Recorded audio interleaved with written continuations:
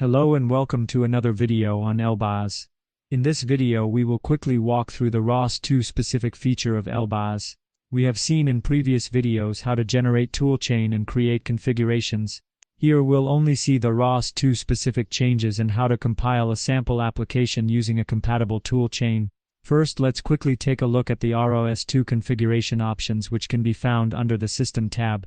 According to create a ROS2 config, you need to select ROS2 from the OS image section, and a corresponding ROS2 distro that you will like to have. Once you picked your options, just save the config and trigger the build. Once you have your toolchain ready, now it's time to install the toolchain.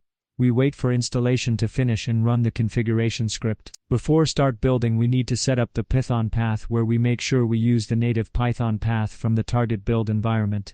Now we go inside the sample application, create a build directory, and run symmake.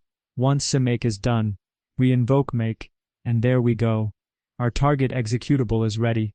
We can check the dependencies via readelf. Now copy the executable to the target system, and ready to be executed. With these simple and integrated UI, eLBaaS makes it extremely easy for robotics engineers to work with ROS2. With eLBaaS it becomes easy to run experiments than ever before.